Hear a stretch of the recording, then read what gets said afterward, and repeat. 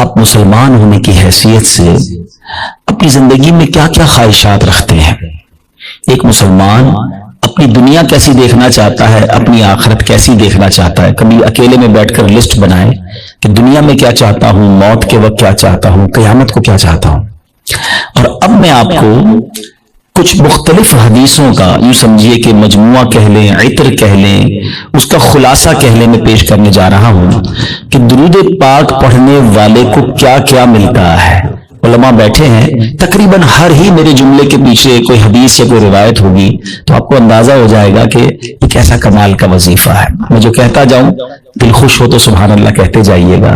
اگر آپ چاہتے ہیں کہ آپ کی روزی میں برکت ہو تو درود پاک پڑھیے، اگر آپ چاہتے ہیں کہ بیماریاں دور ہو جائیں تو درود پاک پڑھیے، آپ چاہتے ہیں آپ کی ٹینشن ریلیز ہو جائے آپ درود پاک پڑھیے، آپ چاہتے ہیں ذلت و رسوائی سے بچیں تو درود پاک پڑھیے، آپ چاہتے ہیں آپ کی عزتوں میں اضافہ ہو جائے تو درود پاک پڑھیے، آپ چاہتے ہیں کہ مرتے وقت کلمہ نصیب ہو اور نبی پاک کا دیدار ہو جائے تو درود پاک پڑھیے، بلکہ آپ یہ چاہتے ہیں کہ قبر میں بھی نور مصطفیٰ سے میری قبر جگمگائے تو درود پاک پڑھیے، قیامت کے دن نبی پاک کے پرچم تلے اٹھنا چاہتے ہیں تو درود پاک پڑھیے، آقا کے ہاتھوں جام کوثر پینا چاہتے ہیں تو درود پاک پڑھیے، بلکہ سنیے آقا کے ساتھ جنت میں داخل ہونا چاہتے ہیں تو درود پاک پڑھیے، مدینے جانا ہے تو درود پاک پڑھیے، خواب میں سرور کائنات علیہ الصلوۃ والسلام کی زیارت کرنی ہے تو درود پاک پڑھیے۔ مجھے بتائیے کچھ اور بچ گیا؟ زندگی میں اور کچھ چاہیے ہے؟ اور کیا چاہیے ہمیں؟ روزی میں برکت ہو، ذلت و رسوائی سے بچوں، بیماریاں اتر جائیں، ٹینشن ریلیز ہو، اللہ عزتوں میں اضافہ کرے، کلمے والی موت ملے، آقا کا دیدار ہو اور جنت میں بھی نبی پاک ساتھ لے جائیں، جب تک زندہ رہوں مدینے جاتا رہوں۔ اس کے علاوہ تو بچتا ہی کوئی نہیں ہے نا مسلمان کے لیے۔ اب ماشاءاللہ علماء بیٹھے ہیں، آپ ان سے پوچھیں کہ یہ ساری فضیلتیں ہیں احادیث میں اور روایات میں درود پاک پڑھنے والے کے لیے موجود ہیں، پھر بھی ہم درود پاک نہیں پڑھتے، پھر بھی ہم اس کو اپنا وظیفہ نہیں بناتے۔ اگر درود پاک کو ہم اپنا، اس کو کہتے ہیں نا کہ چابی ہے، یہ اٹ از اے کی آف سکسیس، کامیابی کی چابی ہے، ہر پرابلم دور کرنے کی چابی ہے، تو پلیز درود پاک کو حرز جہاں بنائیے، چلتے پھرتے اٹھتے بیٹھتے جتنا ہو سکے درود پاک پڑھتے رہا کریں۔ بلکہ وہ شاعر بہت خوبصورت بات لکھتے ہیں کہ ہر درد کی دوا ہے صلی علی محمد، ہر درد کی دوا ہے صلی علی محمد، تعویذ ہر بلا ہے صلی علی محمد۔ تو ہمارا تو کام یہ ہے کہ بس کسی پرابلم میں پڑھتے رہیں انشاءاللہ، بلکہ پرابلم آنی نہیں اگر آپ درود پاک کثرت سے پڑھ رہے ہوں گے۔ میرے پیارے اسلامی بھائیوں، آج جس موضوع پہ میں نے بات کرنی ہے وہ بڑا سینسٹیو اور بڑا اہم ٹاپک ہے۔ ہم نارملی اپنی زندگی میں بہت ساری چیزوں کی حفاظت کرتے ہیں، چیز جتنی قیمتی ہوتی ہے اس کی حفاظت بھی ہم اس قدر زیادہ کرتے ہیں۔ نارمل سا موبائل جیب میں ہو تو فکر نہیں ہوتی، قیمتی موبائل ہو تو بندہ ہر تھوڑی دیر بعد ہاتھ لگا رہا ہوتا ہے جیب میں، ہے نا۔ گاڑی قیمتی ہو تو بندہ لاک کر کے بازو کا ڈرائیور کھڑا کر کے آتا ہے، پیسے تھوڑے سے ہوں تو جیب میں رکھتا ہے، زیادہ ہو تو لاکر میں یا بینک میں رکھتا ہے۔ جتنی چیز قیمتی ہوتی چلی جاتی ہے، ہمارا کانشیس لیول بھی، جو ہمارا حفاظت کا ذہن بھی بڑھتا چلا جاتا ہے۔ ہماری زندگی میں ہماری نیکیوں کی، ہمارے اعمال کی کتنی اہمیت ہے، کبھی ریئلائز کیا آپ نے؟ اول تو شیطان ہمیں نیکیاں کرنے نہیں دیتا، وہ چاہتا ہی نہیں ہم نیکیاں کریں، اور اگر کوئی نیکیاں کر لیتا ہے تو پھر اب اگلا وار شیطان کا یہ ہوتا ہے کہ کسی طرح اس کی نیکی برباد کرا دی جائے، اس کی نیکی ڈیلیٹ کروا دی جائے۔ ذرا اس کو ایک میں آپ کو یہ سمجھے کہ صورتحال آپ کے سامنے رکھتا ہوں، جس سے آپ کو یہ بات اور سمجھنے میں آسانی ہو جائے گی، پھر میں اپنے ٹاپک کی طرف آؤں گا۔ کہ ایک شخص تھا اور اس کے یہاں بچی کی ولادت ہوئی۔ ماں باپ کے یہاں جب بچی پیدا ہوتی ہے تو ماشاءاللہ محبت بھی لوگ کرنے والے کرتے ہیں، اور پھر اس کی پلاننگ بھی کرتے ہیں کہ بچی جب بڑی ہوگی تو میں نے اس کی خیر خواہی کرنی ہے، اس کی شادی کرنی ہے۔ تو اس شخص نے سوچا کہ کیوں نہ میں اپنی بچی کی شادی کے لیے، اس کے اچھے مستقبل کے لیے کچھ پیسے جمع کروں۔ اس نے ایک گھر میں صندوق بنایا اور روزانہ کے، مثال کے طور پہ سمجھاتا ہوں کہ روزانہ کے 100 روپے یا 200 روپے وہ اس صندوق میں ڈالنے لگا۔ اس نے کہا 20 سال میں تو پتہ نہیں کتنے پیسے ہو جائیں گے، سارے کام آسان ہو جائیں گے۔ 100 روپے 200 روپے روز ڈالتا تھا۔ کبھی کبھی جی چاہتا تھا کوئی اچھی چیز خریدے، کوئی باہر کا کھانا کھائے، مگر کہتا نہیں بچی والے پیسے ڈالنے، اپنے دل کو مارتا رہا اور پیسے ڈالتا رہا. 20 years، 20 سال گزر گئے، صندوق بھر گیا. اس نے سوچا صندوق تو بھر گیا ہوگا، اب بچی بھی بڑی ہو گئی، کہا اب تو اس کی شادی کرنی ہے. اور اب اس والد نے اس باکس کو کھولا، سارے گھر والوں کو جمع کیا کہ آؤ میری 20 سال کی جو جمع پونجی ہے آج اس کو مل کے کاؤنٹ کرتے ہیں، ہزاروں لاکھوں روپے ہوں گے. جیسی صندوق کھولا نا، اس کا دل ہل گیا کہ ہوا یہ تھا کہ صندوق لکڑی کا تھا، اس میں کہیں سے ایک سوراخ ہو چکا تھا، اور اس سوراخ سے دیمک اندر آئی، اور اس کی 20 سال کی جو کمائی تھی وہ سارے نوٹ وہ دیمک کھا چکی تھی. مجھے صحیح بتائیں، اپنے آپ کو اس کی جگہ رہ کر سوچیں کہ جس نے 20 سال تک اپنے پیٹ کاٹ کر، اپنی خواہشوں کو مار کر اپنی بچی کے لیے پیسے جمع کیے، اور جب 20 سال بعد اس کو خرچ کرنے کا موقع آیا، اس کو تکلیف کتنی ہوئی ہوگی کہ یار سب ختم، اب میں کہاں سے لاؤں گا. یہ تکلیف یقیناً بہت زیادہ ہے.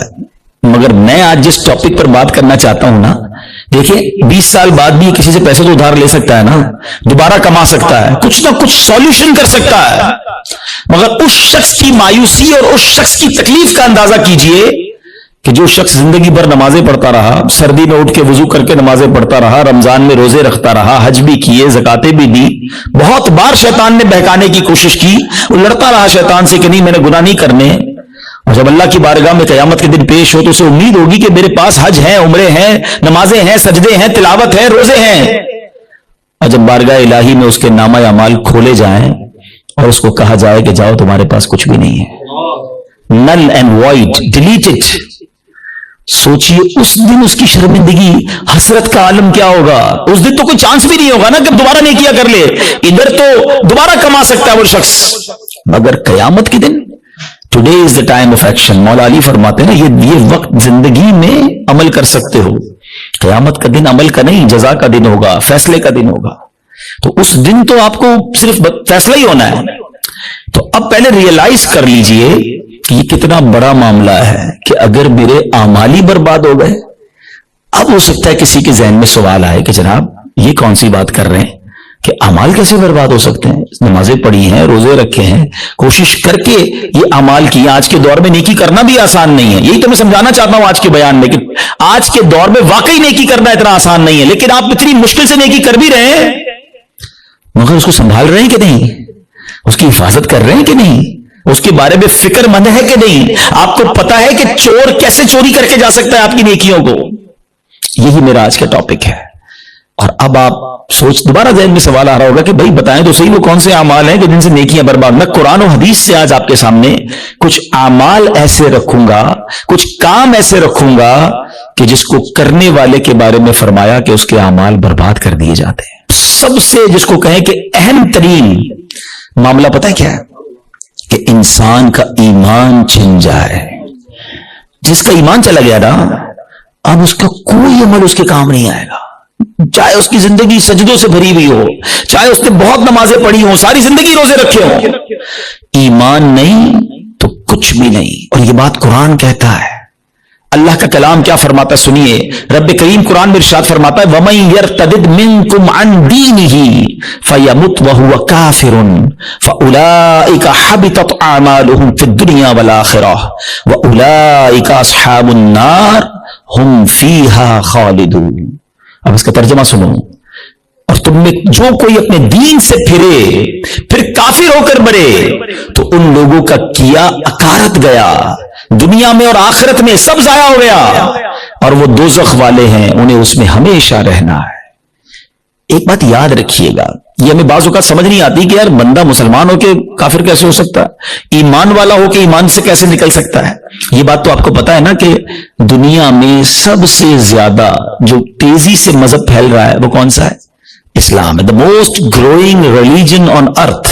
اس پوری کائنات میں سب سے تیزی سے الحمدللہ اسلام پھیل رہا ہے. لیکن یہ ون وے ٹریفک نہیں ہے کہ اگر کوئی مسلمان ہو سکتا ہے غیر مسلم تو مسلمان بھی اسلام سے خارج ہو سکتا ہے.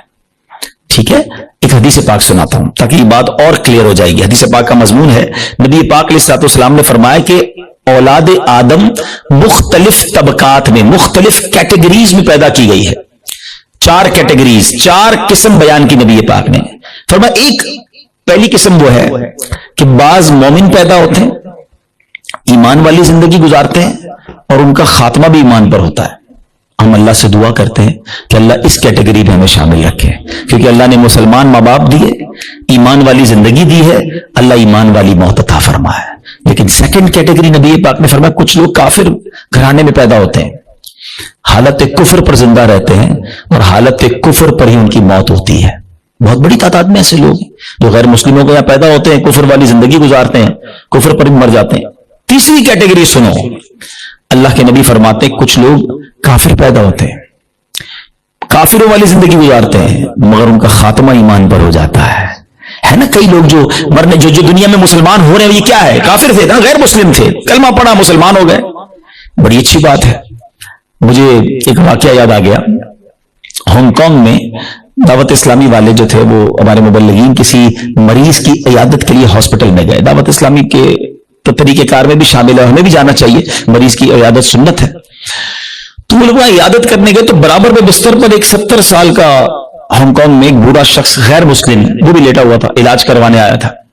जब वो वापस जाने लगे उसने इशारा किया जरा इधर आइएगा, वो इधर गए तो कहते तुम लोग कौन हो? चेहरे पे दाढ़ी थी, सर पे इमामा था। कहा मुसलमान है। क्यों आए थे? कहा हमारा एक दोस्त है वो बीमार था, उसको देखने आए थे। अच्छा मुसलमान क्या होता है, इस्लाम क्या होता है? 7, 8, 10 मिनट बातचीत हुई, इस्लामी भाइयों ने उसको दावत दी कि आप भी मुसलमान हो जाएं। अस्पताल के बिस्तर पर वो बूढ़ा शख्स कलमा पढ़कर मुसलमान हो गया। मगर उससे बढ़कर जो जिसको कहते हैं ना ईमान अफरोज बात ये थी कि अगले चंद घंटों बाद उसका इंतकाल भी हो गया।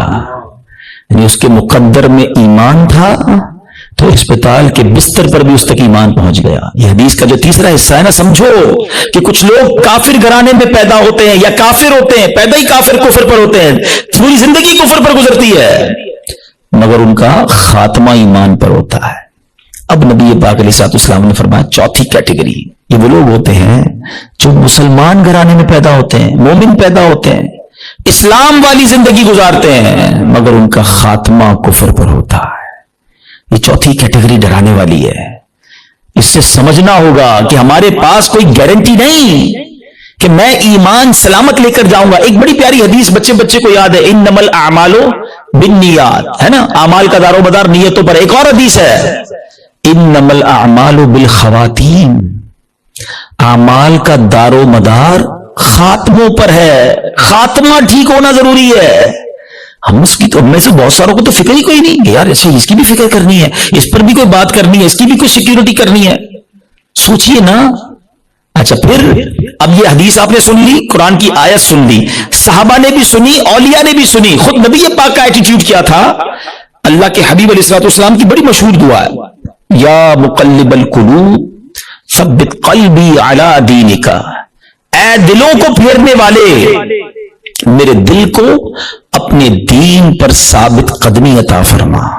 अल्लाह के नबी दुआ कर रहे हैं जिनके सदके में दीन मिला है। हम तो नात में पढ़ते हैं ना, तेरे सदके में आका सारे जहां को दीन मिला। वो आका दुआ कर रहे हैं कि ऐ अल्लाह मेरे दिल को तेरे दीन पर साबित कदमी अता फरमा।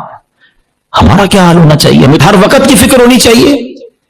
अगर नोबडी केयर अबाउट इट, बात भी नहीं करता कोई। आमाल को बचाने के लिए सबसे पहले ईमान को बचाना होगा। अच्छा अब दूसरा सवाल आता है कि ठीक है हजरत समझ आ गया कि ईमान की हिफाजत की फिक्र करनी चाहिए, ईमान बड़ी सेंसिटिव चीज है। अब ये भी बताइए कि ईमान चला किस चीज से जाता है? हाँ ये अहम क्वेश्चन है कि ईमान से बंदा खारिज कैसे हो सकता है। अच्छा फिर शैतान है ना, अभी भी हो सकता है किसी के जहन में ये बात डाल रहा होगा, यार कैसी अजीब सी बात कर रहे हैं मौलाना साहब, 50 साल का तो हो गया, 60 साल का हो गया, सारी जिंदगी कलमा पढ़ा और अब ईमान से भी जा सकता हूं। जरा ये बात पहले समझनी होगी। मैं आपसे एक सवाल करता हूं, 70 साल पे बेईमान रहा, गैर मुस्लिम रहा, सिद्ध के दिल से कलमा पाक पढ़े, मुसलमान हो जाएगा, ईमान में दाखिल हो जाएगा? एक जुमला ही है ना। मगर दिल से कहा 70 साल की कुफर की जिंदगी एक तरफ, ईमान में आते ही पिछले गुनाह भी माफ हो जाते हैं। तो क्या कोई 70 साल मुसलमान रहकर कोई एक जुमला ऐसा कह दे है मादल्ला अल्लाह की तौहीन का, अल्लाह के नबी की तौहीन का, इस्लाम की तौहीन का, जिससे कि इसको कुफरिया कलमात कहे जाते हैं, तो वो भी इस्लाम से खारिज हो सकता है। तो सबसे पहले तो जबान की एहतियात है।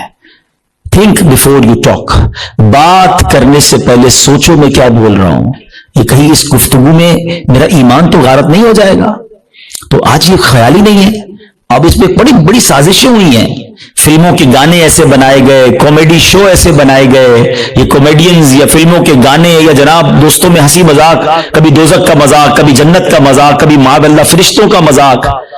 ہماری لمٹ ہے, ہم مسلمان ہیں, ہماری باؤنڈری ہے. لوگ کہتے ہیں ریڈ لائن ہوتی ہے. بھائی ریڈ لائن مسلمان کی یہ ہے کہ وہ ان باتوں پر گفتگو نہیں کر سکتا, اس کا مذاق نہیں اڑا سکتا. ایک حد ہے ہماری نا, ہم جو چاہیں منہ میں بول دیں گے.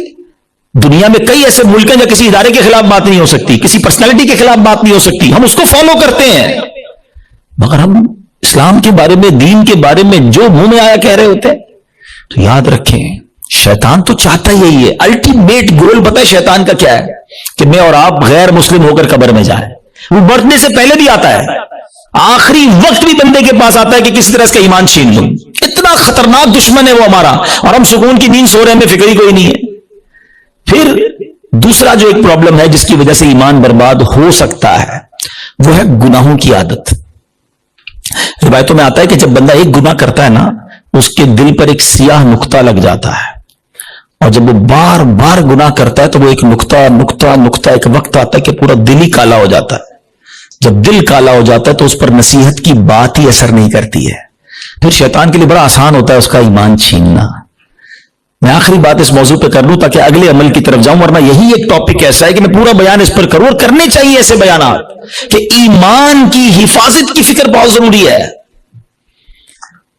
کہ اب آپ غور کریں, شیطان جو ہے نا, میں نے جیسے بتایا کہ وہ ہمارا پکا دشمن ہے اور ہمیں آخری وقت میں ہمارا ایمان چھیننا چاہتا ہے.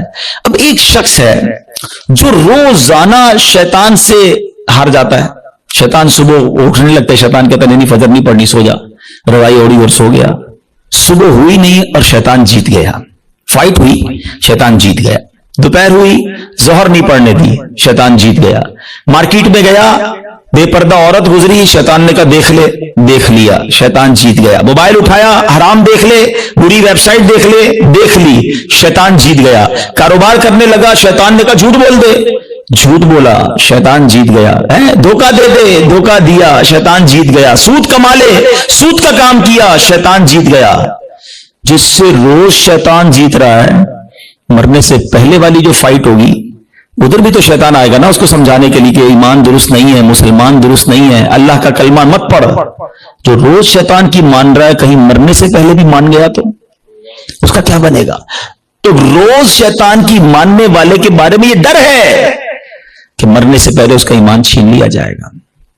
اور جو روز شیطان کو ہرا رہا ہے, سردی کے دن ہے, جی چاہتا ہے نہ اٹھوں, شیطان کہتا ہے سو جا, کہتا نہیں میں رحمان کا بندہ ہوں, شیطان کا بندہ نہیں. وہ فجر ادا کرتا ہے, شیطان کو ہراتا ہے. شیطان کہتا ہے حرام دیکھ, وہ نہیں دیکھتا, شیطان کو ہراتا ہے. شیطان کہتا ہے حرام کما, بڑے پیسے اس کام میں, وہ کہتا ہے نہیں حرام مجھے نہیں چاہیے.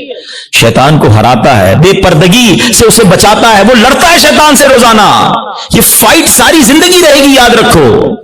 اور جو روز شیطان سے لڑ رہا ہے نا, انشاءاللہ جب مرتے وقت شیطان اس کا ایمان چھیننے آئے گا نا, وہ ادھر بھی شیطان کی نہیں مانے گا, کلمہ پڑھ کر قبر میں چلا جائے گا. ہم بھول جاتے ہیں, وہ نہیں بھولتا. ہم سوتے ہیں, وہ نہیں سوتا. وہ جاگ رہا ہے, وہ ہم پر حملے کر رہا ہے, باریک حملے کرتا ہے. تو پہلی بات آج سمجھ جاؤ کہ ایمان سلامت لے کر قبر میں جانا یہ ہمارا الٹیمیٹ ٹارگٹ ہونا چاہیے. At any cost. اگر ایمان میرے ہاتھ میں نہیں رہا تو میں تو گیا نا. تو ہمیں اس کی فکر بھی کرنی ہے, اس کے لیے دعائیں بھی کرنی ہیں. ہماری نمازوں میں, ہماری دعاؤں میں یہ شامل ہونا چاہیے. اب بزرگوں کی دعائیں تو پڑھیں نا, نبی پاک کی دعائیں پڑھیں.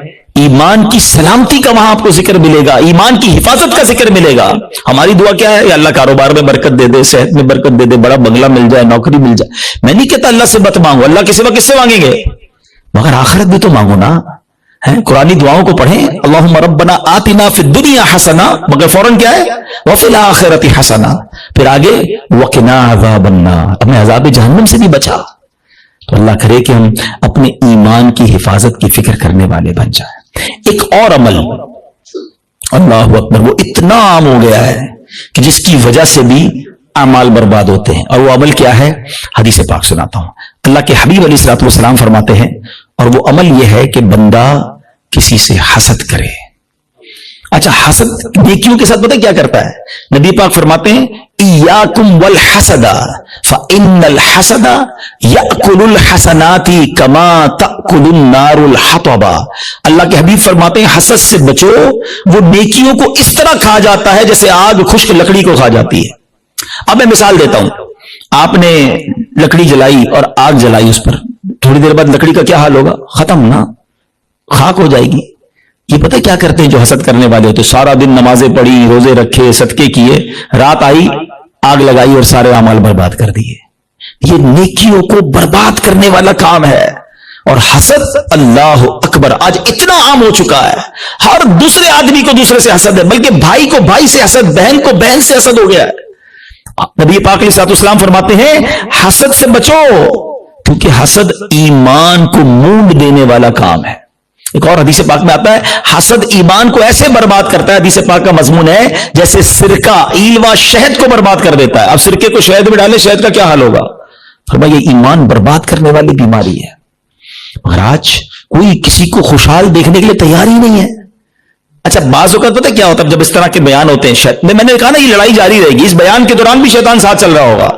है, किसी के जहन में सवाल कर रहा होगा, यार मौलाना साहब बात तो ठीक कर रहे हैं, मगर मैं तो हसद नहीं करता।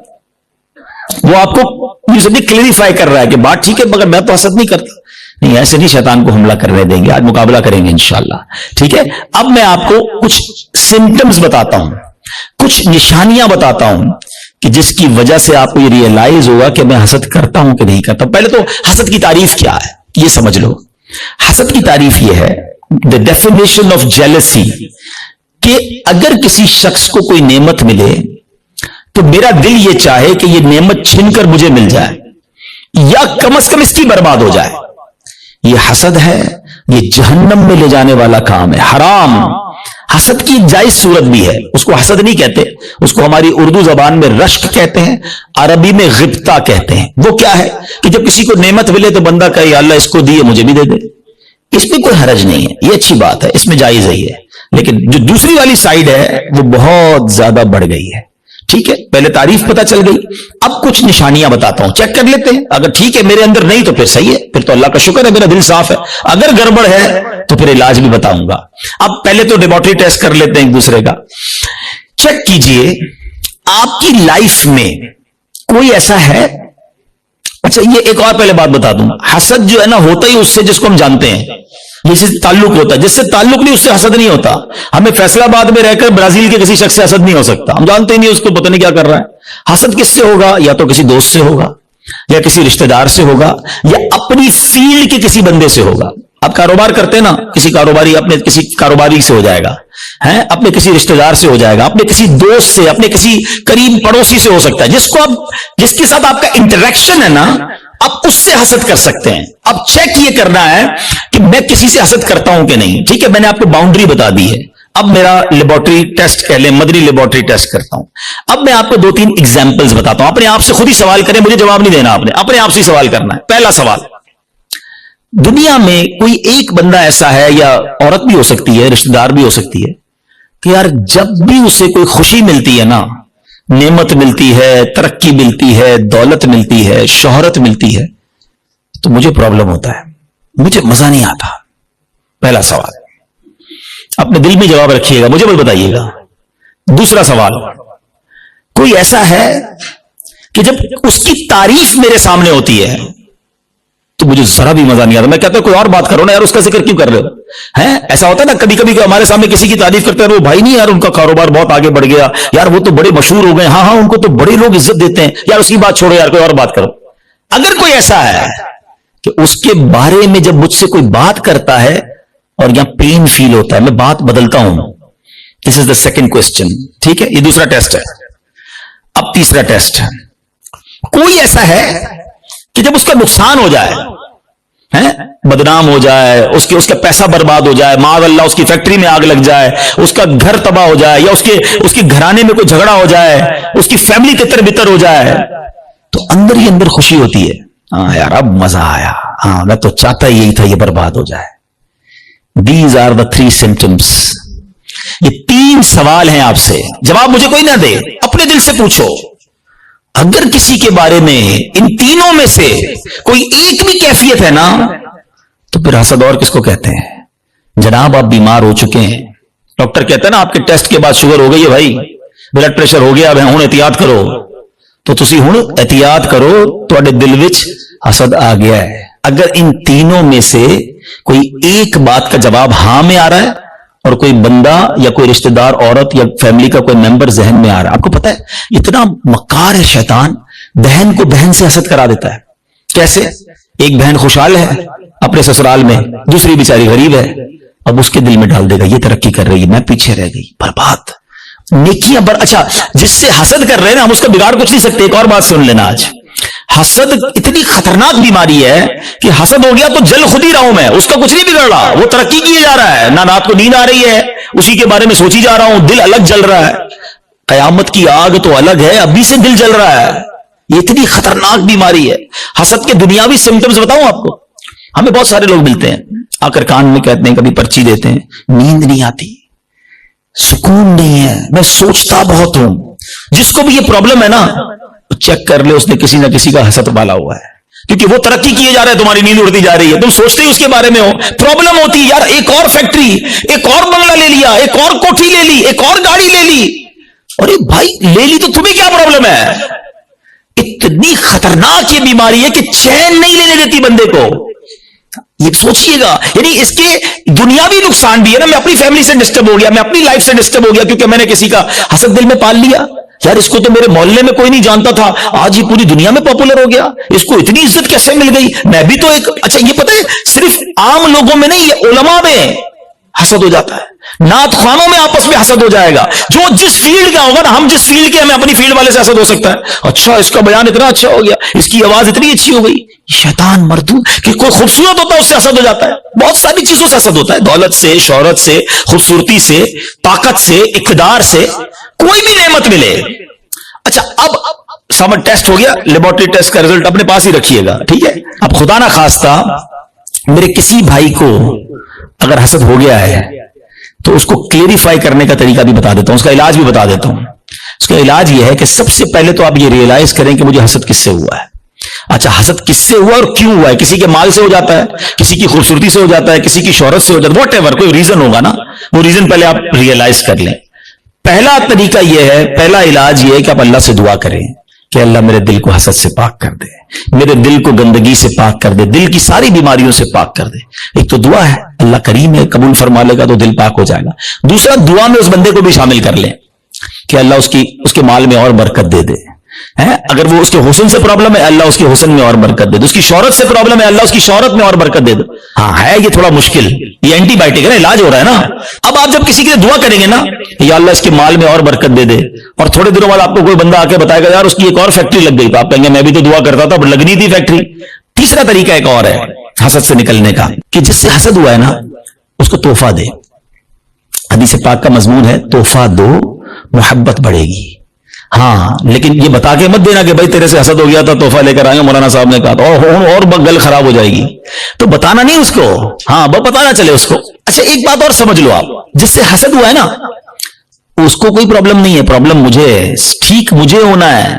اس کو تو شاید نیکیاں مل رہی ہوں گی اگر کوئی اس کے بارے میں غیبت کر رہا ہے، بدگمانیاں کر رہا ہے، ہمیں اپنا علاج کرنا ہے۔ میرے اعمال بڑے تھوڑے ہیں، وہ شاعر کہتے ہیں نفس بدکار نے دل پر یہ قیامت توڑی، عمل نیک کیا بھی تو چھپانے نہ دیا۔ ایک تو نیکی ہوئی تو بچائی نہیں۔ تو دو باتیں ہو گئی آج کے بیان میں، ایمان کی حفاظت اور اپنے آپ کو حسد سے بچانا ہے۔ ایک اور عمل بڑا خطرناک ہے اور اس کو شرک اصغر کہا گیا، اور وہ بڑا باریک ہے، شیطان کا ایسا خطرناک وار ہے کہ پتہ بھی نہیں چلنے دیتا، اور وہ ہے ریاکاری۔ اچھا ریاکاری کیا ہے؟ دکھلاوا۔ بندے کو بڑا جی چاہتا ہے یار میں نیکی کروں نا، پتا تو چلے میں نے کیا کیا ہے، یار کمال ہے، اتنا چندہ دیا اور کوئی اعلان ہی نہیں، اتنے سجدے کیے، پتہ ہی نہیں کسی کو کہ کمرے کے اندر جا کے کتنے نفل پڑھتا ہوں، تہجد پڑھتا ہوں۔ تو اب نیکی کر، پہلے تو مشہور تھا نیکی کر دریا میں ڈال، اب تو نیکی کر فیس بک پہ ڈال، ہر چیز سوشل میڈیا پہ ڈالنی ہے۔ تو یہ جو دل کی چاہت ہے نا اندر سے، یہ سمجھو یہ بڑا باریک وار ہے، اور احادیث میں ریاکاری کے بارے میں اس قدر شدید روایتیں ہیں کہ اللہ کے حبیب علیہ الصلوۃ والسلام فرماتے ہیں کہ جب لوگ اپنے اعمال لے کر آئیں گے نا اللہ کی بارگاہ میں، اگین وہی والی بات، باکس والی بات یاد ہے نا کہ باکس کھولا تو کچھ نہیں، ریاکار جب اللہ کی بارگاہ میں اعمال لے کر آئیں گے تو ریاکاروں سے کہا جائے گا ان کے پاس جاؤ جن کے لیے تم ریاکاری کرتے تھے، انہی سے جا کے اپنا اجر لے لو۔ اللہ فرمائے گا میرے پاس کچھ بھی نہیں ہے، لوگوں کو دکھانا تھا نا، جاؤ ان سے جا کے لے لو اجر۔ ہمارا کیا ہوگا اگر ہمارے روزے، ہمارے حج، ہمارے عمرے، ہمارے صدقے اگر یہ کہہ دیا گیا؟ اور یہ اتنا باریک وار ہے شیطان کا کہ پتہ بھی نہیں چلتا، کہیں نہ کہیں بہانے سے ہم سے وہ ریاکاری کراتا ہے۔ وہ مشہور حدیث آپ نے کئی بار سنی ہوگی کہ قیامت کے دن اللہ کی بارگاہ میں سب سے پہلے ایک شہید کا فیصلہ ہوگا، اس سے کہا جائے گا تو نے کیا کیا؟ اللہ فرمائے گا میں نے تجھے اتنی نعمتیں دی، وہ مانے گا یا اللہ ہاں مجھے نعمتیں ملی، حدیث کا خلاصہ ہے۔ اللہ فرمائے گا تو نے کیا کیا؟ کہ یا اللہ میں نے تیری راہ میں جہاد کیا، لڑتے لڑتے شہید ہو گیا، جان دے دی تیری بارگاہ میں۔ یعنی آپ سوچو یار، جان دینے سے بڑھ کر تو کچھ نہیں ہے نا۔ مگر اللہ کی طرف سے کیا ارشاد ہوگا؟ تو جھوٹا ہے، تو نے اس لیے یہ عمل کیا کہ تجھے بہادر کہا جائے، مجاہد کہا جائے، تجھے کہہ لیا گیا اے فرشتوں اس کو جہنم میں ڈال دو، شہید جہنم میں۔ کیوں؟ نیت اللہ کی رضا کی نہیں تھی نا، شہرت کی تھی، لوگوں کو پتا چلے۔ اب اللہ کی بارگاہ میں ایک سخی لایا جائے گا۔ اے اللہ کی راہ میں خرچ کرنے والوں غور سے سنو، وہ سخی اللہ کی بارگاہ میں لایا جائے گا۔ اللہ فرمائے گا میں نے تجھے بہت مال دیا، کہے گا ہاں یا اللہ تو نے مال دیا مگر میں نے تیری راہ میں دل کھول کر خرچ کیا، میں خلاصہ کہہ رہا ہوں، میں نے تیری راہ میں دل کھول کر خرچ کیا۔ ارشاد ہوگا کہ تو جھوٹا ہے، تو نے اس لیے کیا کہ تجھے سخی کہہ لیا جائے، اے فرشتوں اس کو بھی اٹھا کر جہنم میں ڈال دو۔ دنیا میں سخی مشہور ہو گئے تھے نا، بس اب جہنم میں جاؤ۔ تیسرا، قرآن کا قاری لایا جائے گا، علم سکھانے والا لایا جائے گا۔ اللہ کہے گا تجھے اتنی نعمتیں دی، وہ کہے گا ہاں مولا نعمتیں ملی، میں تو لوگوں کو علم پڑھاتا تھا، تیرا دین پڑھاتا تھا، قرآن پڑھاتا تھا۔ فرمایا تو جھوٹا ہے، تو نے اس لیے کیا کہ تجھے عالم کہا جائے، قاری کہا جائے، اے فرشتوں اس کو بھی اٹھا کر جہنم میں ڈال دو۔ کبھی بھی سیٹسفائی نہ ہوا کریں، پلیز ٹرائی ٹو انڈرسٹینڈ۔ شیطان مردود پہلی کوشش یہ کرتا ہے ہماری نیکیاں نہ ہوں، اور دوسری کوشش یہ کرتا ہے کہ اچھا نیکیاں کر لی نا، اب اس کو نل اینڈ وائڈ کیسے کروں، ڈیلیٹ کیسے کرواؤں، ضائع کیسے کرواؤں۔ ادھر ہم مار کھا جاتے ہیں، ادھر ہم سوچتے ہی نہیں ہیں۔ بڑا جی چاہتا ہے لوگوں کو پتا چلے اتنے حج کیے ہیں، اتنے عمرے کیے ہیں۔ ایکچولی ہماری تو روز لوگوں سے ملاقاتیں ہوتی ہیں نا، معذرت کے ساتھ کسی سے ملنے جاتے ہیں نا، سب جگہ نہیں لیکن کچھ جگہ ایسا ہوتا ہے کہ 15 منٹ کے اندر بندہ اپنی 15 سال کی نیکیاں گنواتا ہے کہ میں نے اتنے حج کیے ہیں، الحمدللہ ہر سال عمرے پہ جاتے ہیں، سرکار نے بڑا کرم کیا ہے، تہجد کی نماز کی بڑی پابندی ہے، تو رجب شعبان کے روزے بھی رکھتا ہوں، تو فلاں علاقے میں بھی ہم غریبوں کی مدد کرتے ہیں، تو فلاں بھی۔ بندہ کہ بھائی صاحب کس نے پوچھا گا یہ سب آپ سے؟ ہم نے تو تب بھی پوچھی تھی آپ کی، آپ نے طبیعت کے جواب میں پوری لسٹ نکال کے دے دی۔ اچھا اب ذرا میں چوٹ کرنے کے لیے کہہ رہا ہوں کہ جو بندہ 15 سال پرانا حج یاد رکھے ہوئے ہے، اس کو آج صبح جو جھوٹ بولا ہے وہ یاد ہے؟ تھوڑی دیر پہلے موبائل اٹھا کر حرام دیکھا وہ یاد ہے؟ آدھے گھنٹے پہلے غیبت کی تھی وہ یاد ہے؟ آج دن میں کئی گناہ ہوئے وہ یاد نہیں، اور 20 سال 25 سال پرانی نیکی یاد ہے جو بار بار لوگوں کو بتائی جا رہا ہوں۔ پوچھے یہ کیوں؟ دیکھیں مجھے بتانے سے مجھے تو کوئی نقصان نہیں ہوا، آپ کا کئی لاس تو نہیں ہو گیا۔ انما الاعمال بالنیات، اللہ کی بارگاہ میں ہماری نیتیں کیا ہیں ہم سوچیں۔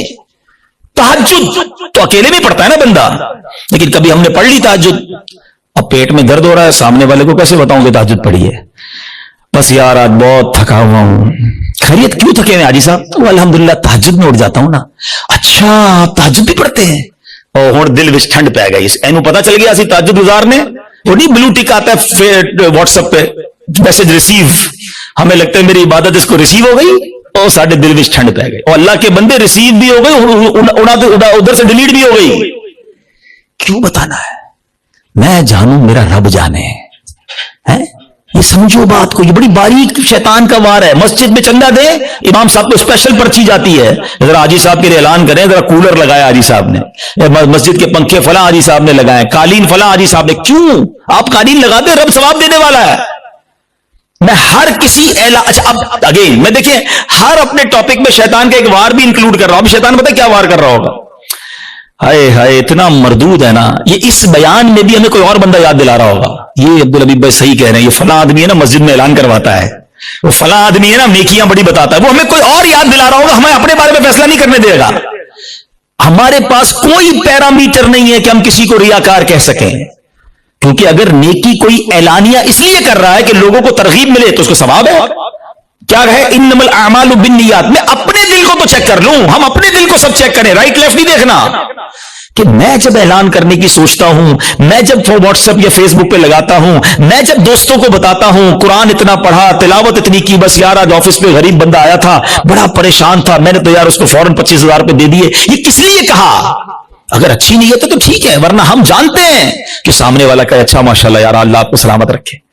پلیز شیطان کے وار کو سمجھو. میں نے آپ کے سامنے حدیث رکھی ہے کہ شہید جہنم میں جائے گا, وہ شہید جو جہاد کر رہا ہے مگر دکھاوے کے لیے کر رہا ہے, وہ سخی جہنم میں جائے گا جو کروڑوں لاکھوں روپے خرچ کر رہا ہے مگر دکھاوے کے ساتھ کر رہا ہے اللہ کے لیے. ایک چپتا ہوا سوال کر کے اگلے ٹاپک کی طرف جاتا ہوں. اپنے آپ سے میں بھی سوال کرتا ہوں, میں خود اپنے آپ سے بھی سوال کرتا ہوں. میرے اور آپ کے پاس ایسی کتنی نیکیاں ہیں جو فقط میں جانوں اور میرا رب جانے. کبھی اکیلے میں سوال کرنا اپنے آپ سے کہ کسی کو نہیں پتا, دنیا میں کسی کو نہیں پتا, بس میں جانوں میرا رب جانے.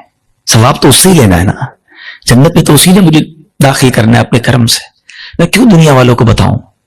اچھا پھر اخلاص, ریاکاری کے اگینسٹ کیا ہے اخلاص. اخلاص کی تعریف پتہ ہے کیا ہے؟ آئے ہائے ہائے علماء بھی کمال کرتے ہیں, ایک جملے میں گلی مکا دیتے ہیں, کہتے ہیں اخلاص کی تعریف یہ ہے جس طرح تم اپنے گناہوں کو چھپاتے ہو نا اس طرح اپنی نیکیوں کو چھپاؤ. ہم میں سے کوئی چاہتا ہے میری خطائیں پتہ چلیں کہ میں نے کل کیا گناہ کیا, پرسوں کیا کیا؟ نہیں نہیں نہیں, کسی کو میری خطا نہیں پتہ چلنی چاہیے, ہم چھپاتے ہیں, مگر نیکیاں سب کو پتہ چلنی چاہیے. سمجھو اس وار کو شیطان کے. تیسرا عمل میں نے بتا دیا آپ کو, ریاکاری. چوتھا عمل جو اس سے ملتا جلتا ہی ہے, وہ بھی اعمال برباد کرنے والا عمل ہے, اور وہ ہے خود پسندی.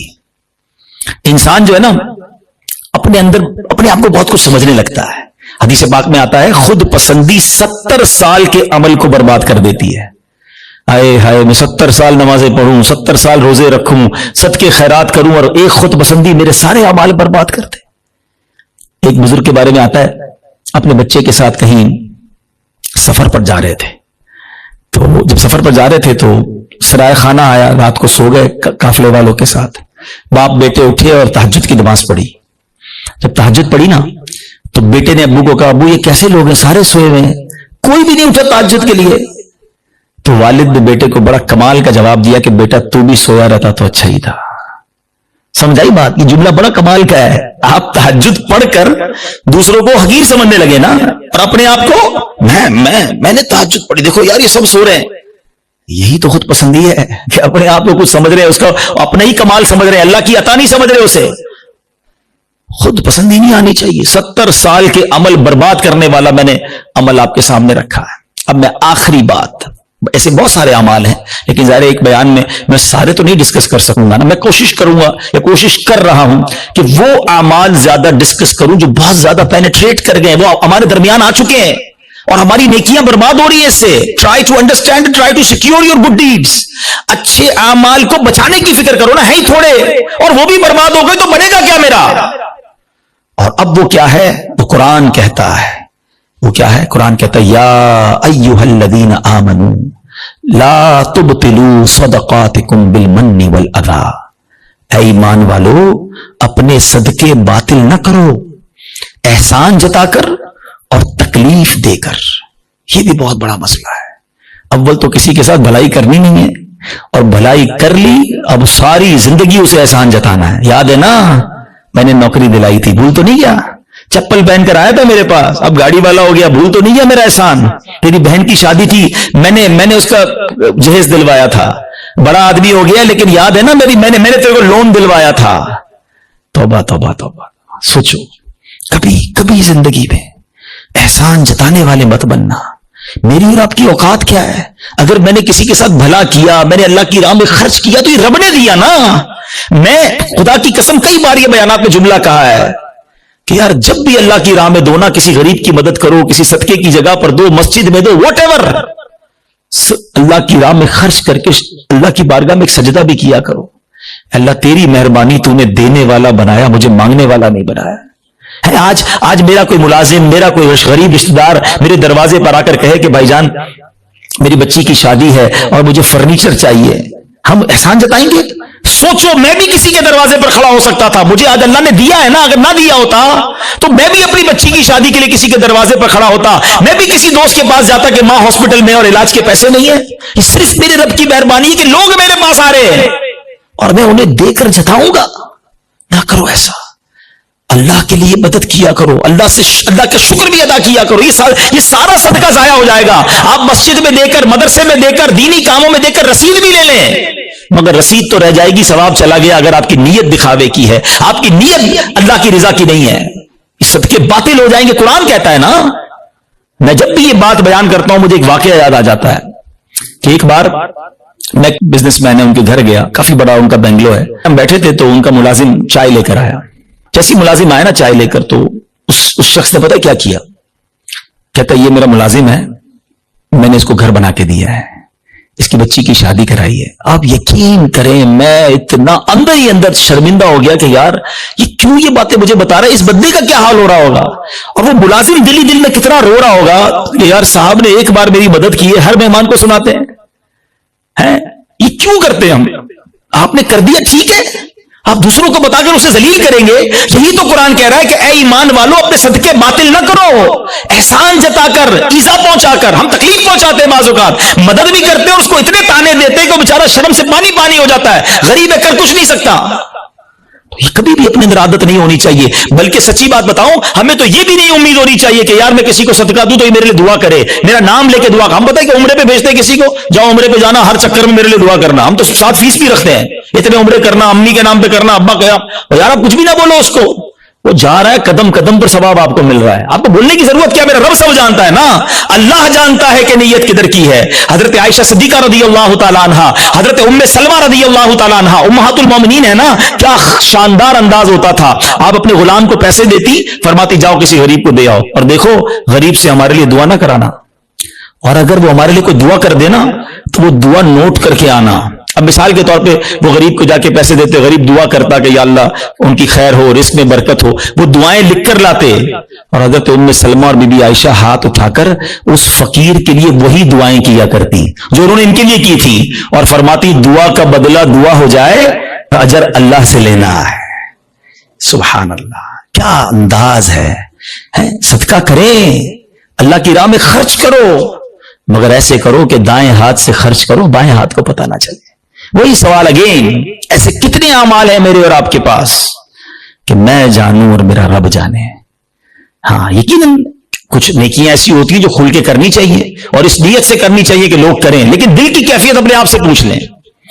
تو بہرحال میرے پیارے اسلامی بھائیوں, آج کے اس مختصر سے بیان میں جو میں نے ٹاپک چوز کیا تھا کہ ہم اپنے اعمال کی حفاظت کی فکر کریں, ہم اپنے پیسوں کی, اپنی فیکٹری کی, اپنے گھر کی, اپنی گاڑیوں کی, سب کی حفاظت کی فکر کرتے کیونکہ وہ قیمتی ہیں. خدا کی قسم سب سے زیادہ قیمتی میرا ایمان ہے. ایمان نہیں تو کچھ نہیں, اور سیکنڈ پھر میرے اعمال ہیں, نیکیاں نہیں ہیں. قیامت کے دن اگر کہہ دیا گیا کہ تمہاری کوئی عبادت قبول نہیں تو پھر ہم کدھر جائیں گے؟ ہمارے بزرگان دین اتنے سینسیٹیو تھے اس معاملے میں. ایک بزرگ کے بارے میں آتا ہے, وہ کپڑے سیتے تھے, بہت اچھے کپڑے سیتے تھے. تو وہ مارکیٹ میں جاتے تھے اور جو کپڑے بناتے تھے وہ سیل کرتے تھے. تو وہ ایک بار گئے ایک جگہ پر اور ایک کپڑے کے بڑے ایکسپرٹ تاجر کو انہوں نے اپنا پیس دیا, کڑائی وڑائی کر کے لے گئے تھے. تو اس نے جیسے ہی کپڑا ہاتھ میں لیا نا تو اس نے اس کے عیب نکالنا شروع کیے, اسٹچنگ ٹھیک نہیں ہے, کلر کمبینیشن ٹھیک نہیں ہے, فلاں چیز غلط ہے. تو وہ بزرگ رونے لگے. تو وہ تاجر کہتا ہے آپ روئے نا, میں لے لیتا ہوں, پرچیز کر لیتا ہوں, آپ رو کیوں رہے ہیں؟ کہتے ہیں میں اس لیے نہیں رو رہا تو میرا کپڑا میں عیب نکالیں. میں یہ سوچ رہا ہوں کہ میں نے یہ کپڑا اپنے ہوش کے مطابق, اپنی خیال کے مطابق بالکل صحیح سیا تھا, مگر جب یہ کپڑا کسی ایکسپرٹ کے ہاتھ میں آیا تو اس کو میرے عیب پتہ چل گئے. میں نے اپنی سوچ سے نمازیں ٹھیک پڑھی ہیں, اپنے حساب سے صدقے ٹھیک کیے ہیں, میں نے عمرے اور حج ٹھیک کیے ہیں, لیکن قیامت کے دن جب یہ اعمال اللہ کی بارگاہ میں پیش ہوں گے اور ادھر سے کہہ دیا گیا تیرے سجدوں میں اخلاص نہیں ہے, تیرے صدقوں میں اخلاص نہیں ہے, تیری عبادت میں ذوق نہیں ہے, تیری نیتیں اچھی نہیں ہوں گی, تو میرا کیا بنے گا؟ اس طرح وہ سوچتے تھے. کبھی ہم نے نیکی کر کے یہ سوچا کہ یا اللہ نیکی بچی رہے, قبول فرما لے. ہم تو نیکی کر کے پھول جاتے ہیں, بھائی میں نمازی, میں حاجی, میں روزہ دار, میں صدقہ دینے والا. نہیں, پلیز سمجھو بات کو. ہم نے کئی ایسے واقعات پڑھے ہیں کہ جو بڑے بڑے نامور اس زمانے کے جناب مستجاب الدعوات ہوا کرتے تھے. جب شیطان غالب آیا, نفس غالب آیا, لالچ غالب آئی, تو ایمان بھی ہاتھ سے چلا گیا. بلم بن باورا کا واقعہ کس کو نہیں پتا؟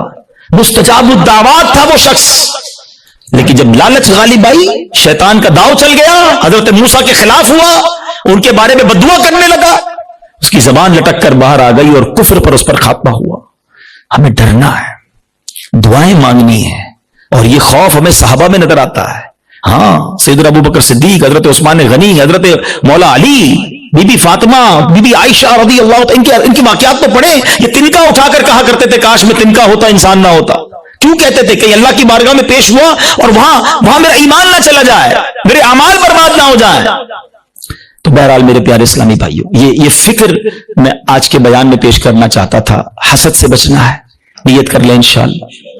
ہم نے احسان جتانے سے اور دکھلاوے سے بچنا ہے, خود پسندی سے بچنا ہے, اور سب سے مین جو پہلا میرا ٹاپک تھا, ایمان کی حفاظت کی فکر کرنی ہے.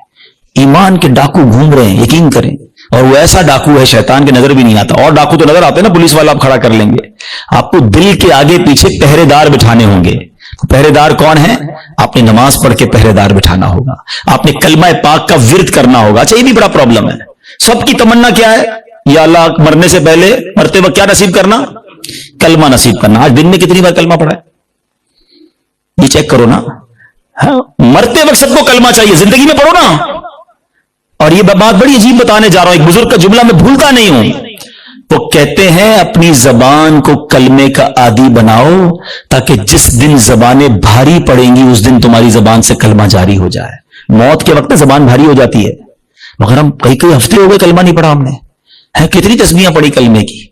روز کم از کم ایک تسبیح, 100 بار کلمہ. اچھا, آپ کو پتا ہے حدیث پاک میں افضل الذکر کہا گیا, سب سے افضل اگر کوئی ذکر ہے تو لا الہ الا اللہ محمد الرسول اللہ. پورا کلمہ پڑھے, یا کم از کم لا الہ الا اللہ کا ورد کرے, اور آخر میں 3 بار محمد الرسول اللہ صلی اللہ تعالی وسلم پڑھ لے, تاکہ میری زبان کلمے کی عادی رہے. اور جو چیز عادی ہوتی ہے نا, وہ پتہ کب نکلتی ہے؟ آخری بات, چلیں یہ بھی ایک بڑی دلچسپ بات بھی ہے, اور اللہ کرے کہ میرے بیان سے کوئی یہ میسج لے جائے. انسان پر جب دھکا لگتا ہے نا, چوٹ لگتی ہے, مشکل وقت آتا ہے, تو جو اندر اصلی ہوتا ہے نا باہر نکل آتا ہے. ٹھیک ہے, یہ اس کو میں آپ کو ایک ایگزامپل سے سمجھاؤں گا. ایک شخص تھا, بادشاہ کے پاس آیا, کئی زبانوں کا ماہر, ایکسپرٹ.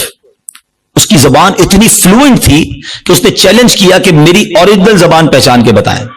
عربی بھی تو انگلش بھی تو اردو بھی تو فرینچ بھی, جس زبان میں بات کرے اس زبان میں وہ جواب دے, بڑی فلوئنٹ جواب دے. کوئی نہیں پہچان سکا. ایک شخص آیا, کہتا بادشاہ سلامت مجھے تھوڑا ٹائم دے, میں اس کو پہچان لوں گا. کہا کیسے؟ کہا مجھے اس کے ساتھ ہی رکھ دیں اپنے محل میں. ان دونوں کو ایک ہی کمرہ دے دیا. صبح ہوئی تو وہ بندہ کمرے سے باہر نکلا, جب سیڑھیوں پہ آیا تو پیچھے سے اس نے اسے دھکا دے دیا, لڑکھڑاتا ہوا نیچے گرا, اور اب اس کو برا بھلا کہنا شروع کر دیا, گالیاں نکالنا شروع کر دی. کہا بادشاہ سلامت جس زبان میں گالیاں دے رہے ہیں یہ اس کی اصل زبان ہے.